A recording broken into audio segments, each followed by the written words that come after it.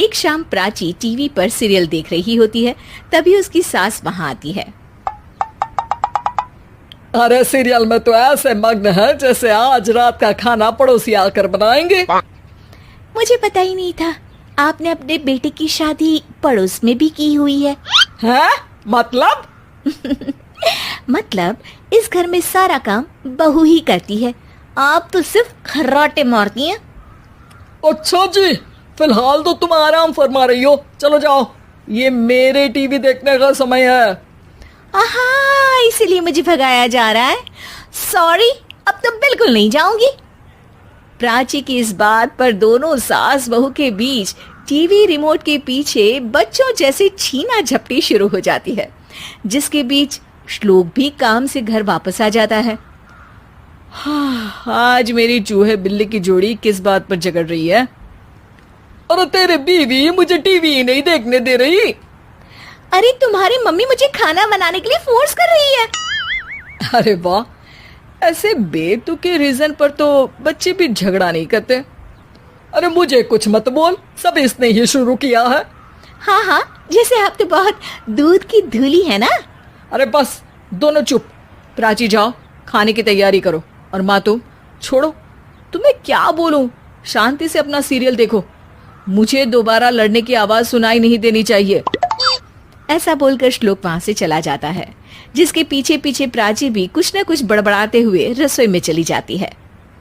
हाँ हाँ, सासू जी को तो कुछ बोलेंगे ही नहीं, बस मुझ पर ही हुक्म चलता है, खाना बनाओ, जैसे मैं इनके घर में खाना बनाने के लिए आई हूँ। इसी तरह शाम बीतती है और रात को श्लोक और प्राची की सास खाना खाकर सोने चले जाते हैं, लेकिन प्राची गुस्से में कुछ खाए बिना काम में ही लगी रहती है। इस घर में किसी को घंटा फिक्र नहीं पड़ता, मैं खाऊं या भूखी रहूं। प्राची कुछ देर के लिए रसोई से बाहर जाती है और जैसे ही वापस आती है तो वहां दूध का भरा ग्लास देखकर हैरान रह जाती है। फिक्र पूरी है, बस दिखाना नहीं है। प्राची दूध पीकर सोने चली जाती है और अगली सुबह एक बार फिर सास बहू का कार्टून नेटवर्क स्टार्ट हो जाता है।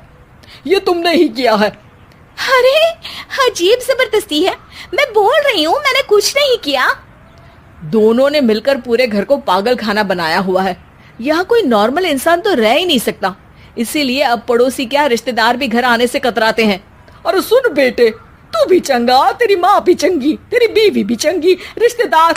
हाँ जी, आपको नहीं पता क्या, गंगाधर ही शक्तिमान है, रिश्तेदार ही। हाँ हाँ, बस समझ गया। कभी जानवरों जैसे लड़ेंगी तो कभी जुगलबंदी करेंगी। भाई मैं आप दोनों के बीच में नहीं फंसना चाहता।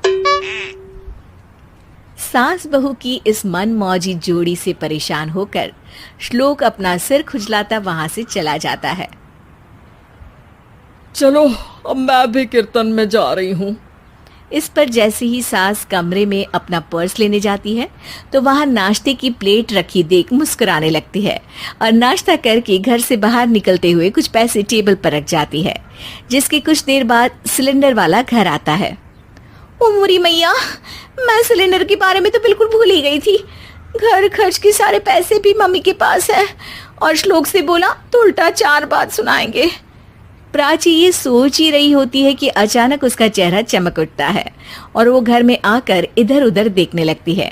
तभी उसकी नजर टेबल पर रखे पैसों पर पड़ती है, जिन्हें वो सिलेंडर वाले को दे देती है। ये सब श्लोक देख लेता है।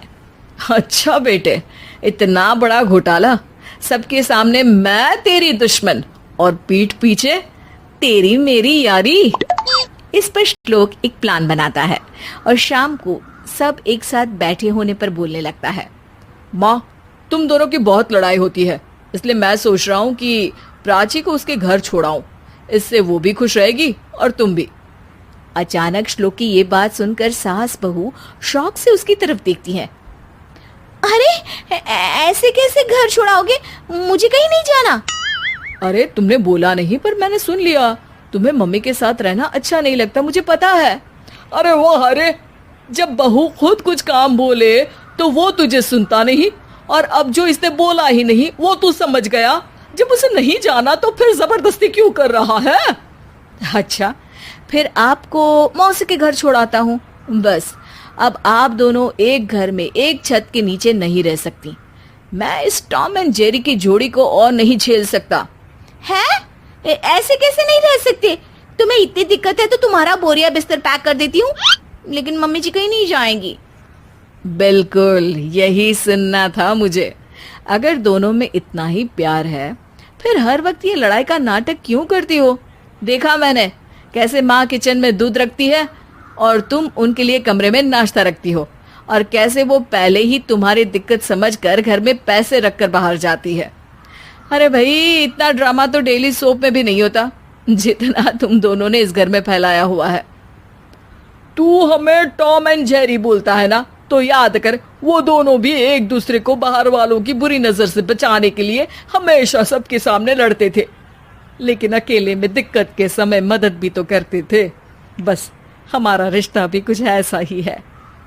और वैसे भी अगर सास बहू में तू मैं नहीं होती तो दुनिया वालों को कहानियां कैसे मिलेंगी?